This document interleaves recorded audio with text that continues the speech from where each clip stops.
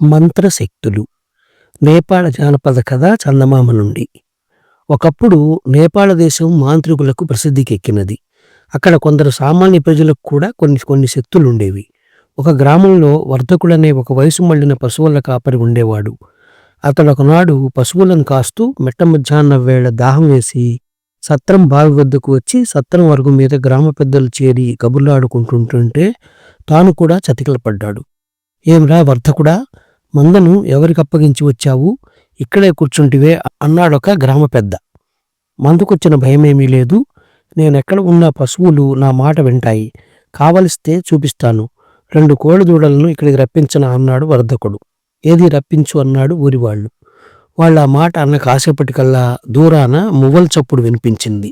2 కోడిదూడలు శరవేగంతో పరిగెత్తుకుంటూ వచ్చి సత్రం దగ్గర ఆగి వర్ధకుడికేసి మోరలెత్తి చూశాయి. ఇక పదండి, వెళ్ళి మీ మేత మీరు మెయ్యండి అన్నాడు వర్ధకుడు. వెంటనే కోడిదూడలు వెనక్కి తిరిగి వెళ్ళిపోయాయి. అవి తిన్నగా మంద ఉండే చోటుకి చేరుతాయో లేక ఎవరి పొలం మీదనన్నా పడి పాడు చేస్తాయో అన్నాడు ఒక ఆయన. అటువంటిది ఒక్కనాటికి జరగదు అన్నాడు వర్ధకుడు. అతని మాటలు నమ్మలేక కొందరు మనుషులు కోడల వెనుకగా బయలుదేరారు. వర్ధకుడు అన్నట్టు అవి తిన్నగా మంద ఉన్న చోటుకే వెళ్ళి తమ యజమాని చెప్పినట్టు మేయనారంభించాయి. మరొకసారి ఇలాంటి సంఘటనే జరిగింది. ఊళ్ళో ఉండే పెద్ద షావుకారు గిత్తను కొనదల్చి వర్తకుణ్ణి వెంట పెట్టుకుని తన వాళ్లతో సహా సంతకు వెళ్ళాడు. చాలా గిత్తలను చూసినాక వాళ్ళకు నచ్చిన గిత్త దొరికింది. బేరం కుదిరింది. షావుకారు గిత్తను కొని వర్ధకుడికిచ్చి దీన్ని ఇంటికి తీసుకుపోరా అని చెప్పి తాను తన వాళ్లతో బండి మీద బస్తీకి వెళ్ళిపోయాడు. ఇంకా పొద్దు చాలా ఉన్నది. షావుకారు చీకటి పడి కానీ ఇల్లు చేరడు. అప్పుడే ఇంటికి వెళ్ళాలనిపించక వర్ధకుడు గిత్తతో నువ్వు మన ఇంటికి పోవే, నేను వెనకగా వస్తాను అన్నాడు. గిత్త వెళ్ళిపోయింది. వర్ధకుడు సాయంకాలం దాకా సంతలోనే గడిపి సూర్యాస్తమయం కాబోతుండగా ఇంటి దారి పట్టాడు. వాడు షావుకారు గారింటికి వెళ్లేసరికి సంతలో కొన్న గిత్త షావుకారు గారి పశువుల దొడ్డికి చేరి కొట్టంలో ప్రవేశించక బయటనే పడుకుని ఉన్నది. వర్ధకుడు దాన్ని లేవగొట్టి కొట్టంలోకి తీసుకుపోయి ఒక గుంజకు కట్టి ఇంత మేత వేశాడు. ఆ గిత్త వర్ధకుడి చెప్పు చేతులలో ఉంటుండేది. అటువంటిది ఒకనాడు వర్ధకుడిని కుమ్మిపోయింది. వర్ధకుడు ఆశ్చర్యపడ్డాడు. అది మొదలు ఆ గిత్త వర్ధకుడు కనిపించినప్పుడల్లా ముక్కులు పెద్దవి చేసి బుస కొట్టడము, తల విసరటము, కుమ్మిపోవటము చేస్తూ వచ్చింది. ఎవడో ప్రయోగం చేసి గిత్తను తన పైకి ఉసుగొలుపుతున్నాడని వర్ధకుడికి అర్థమైంది. వాడు కంచె వారా ఉన్న తుమ్ము చెట్టు నుంచి కొమ్మలు కోసి కట్టకట్టి పశువుల కొట్టం అంతా ఊడవసాగాడు.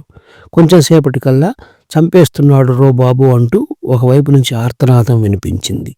పశువుల కొట్టంలో పనిచేసేవాడే ఒక పాలేరు ఆపు ఆపు అంటూ కొట్టంలోకి వచ్చాడు. వాడి వీపంతా నెత్తురు ప్రవాహాలే. వర్ధకుడు పూడ్చేది నేలనే అయినా తుమ్మముళ్ళు ఆ పాలేరు వీపును దారుణంగా గీకి వదిలిపెట్టాయి. నీ విద్యలు నా మీద చూపిస్తావట్రా, ఒళ్ళు దగ్గర పెట్టుకొనుండు, ఇంకోసారి గిత్త జోలికి వచ్చావంటే నీ ప్రాణాలు తీస్తాను అని పాలేరును బెదిరించాడు వర్ధకుడు. పాలేరు కూడా కొన్ని శక్తులు కలవాడే. కాని వర్ధకుడు అంతకన్నా 2 ఆకులు ఎక్కువ చదివినవాడు. మరొకసారి ఇంకొక సంఘటన జరిగింది. గ్రామ పెద్దలు తమ పొలాల్లో పండిన ధాన్యాన్ని బళ్లకెత్తి బస్తీకి పంపారు. 5-6 బళ్ళు, 10-12 మంది మనుషులు కలిసి బయలుదేరారు. వాళ్ల వెంట వర్ధకుడు కూడా ఉన్నాడు. బళ్ళు మధ్యాహ్నం వేళకు రోడ్డు పక్కన ఉన్న ఒక చెరువు గట్టు చేరినాయి. అక్కడ ఎడ్లకు నీరు పెట్టి తాము కూడా తిండి తిని గట్టు మీద చెట్ల కింద కూర్చుని ఆ కబురు ఈ కబురు చెప్పుకోసాగారు బళ్ళవాళ్ళు. ఉన్నట్టుండి ఒక బండివాడు ఆ కుక్క చూడు అన్నాడు. అందరూ అటుకేసి చూసి ఆశ్చర్యపడ్డారు. ఎందుచేతనంటే ఒక కుక్క రహదారి వెంట పరిగెత్తుతూ ఒంటరిగా అటుగాని ఇటుగాని చూడకుండా వస్తున్నది. దాని దరిదాపుల్లో ఎవరూ లేరు. సమీపంలో ఒక గ్రామం కూడా లేదు. అందుచేత అది చాలా దూరం నుంచి వస్తూ ఉండాలి. అది వెళ్లే తీరు చూస్తే చాలా దూరం వెళ్ళేటట్టు కూడా కనిపించింది. కుక్క అట్లా ఒంటరిగా ప్రయాణం చేయగా ఎవరన్నా ఎప్పుడన్నా చూశారు అని ఒకడు అడిగాడు. ఆ కుక్కనే రెప్పవాల్చక చూస్తున్న వర్ధకుడు ఆ కుక్క తానే రావడం లేదు, ఎవరో దాన్ని పంపారు అన్నాడు. ఎవరు పంపుతారు, ఎందుకు పంపుతారు అని మరొకరు అడిగారు. అదే తెలుసుకోవాలి అన్నాడు వర్ధకుడు. వాడు ఏమి చేశాడో తెలీదు. అంత వేగంగా వస్తున్న కుక్క కాస్త చప్పున ఆగి స్పృహ వచ్చిన దానిలాగా అటు ఇటు చూసి వెనక్కి తిరిగి వచ్చిన దారినే తిరిగి వెళ్ళిపోయింది. ఒక అరగంట కల్లా ఒక మనిషి గుర్రం మీద దౌడు తీస్తూ కుక్క వెళ్ళిన వైపు నుంచి వచ్చాడు. చెరువు గట్టున మనుషులను చూసి ఆ మనిషి గుర్రం దిగి, నా కుక్క జోలికి వచ్చిన వాళ్ళెవరు? మీ పని మీరు చూసుకోక ఇతరుల వ్యవహారాలలో ఎందుకు వేలు పెడతారు అని గదమాయించాడు. ఎవరినైనా అడుగుతావు? నీ కుక్క జోలికి మేమెవరము వెళ్ళలేదు అన్నాడు వర్తకుడు. పళ్ళవాళ్ళు చాలామంది ఉండడం చూసి గుర్రం మీద వచ్చిన మనిషి కాస్త తగ్గాడు. వర్తకుడు ఆ మనిషి చేత నిజం చెప్పించాడు. ఆ మనిషి ఒక పశువుల వైద్యుడు. 1-2 ఆమడ మేర మరొక పశువుల వైద్యుడు లేడు. ఈ వైద్యుడికి కొన్ని శక్తులు కూడా ఉన్నాయి. ఆయన తన కుక్కను వెరిదానిలాగా కనబడేటట్లు చేసి తన ఇష్టం వచ్చిన చోటికి చేయగలడు. అది ఏ మందనో చేరి ఏ పశువునో కరిచి పారిపోయి తన యజమాని వద్దకు వచ్చేస్తుంది.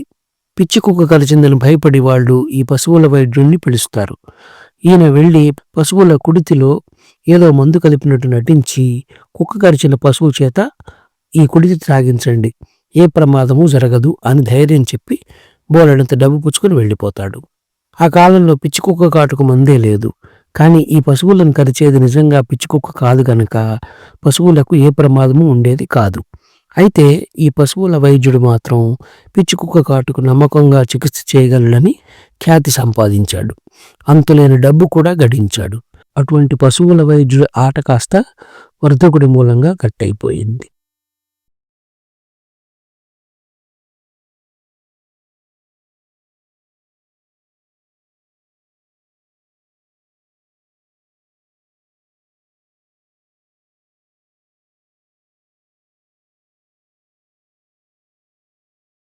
ఈ కథ నచ్చినట్లయితే షేర్, లైక్, సబ్స్క్రైబ్ చేసి పక్కనున్న గంట ఐకాన్ని కొట్టండి.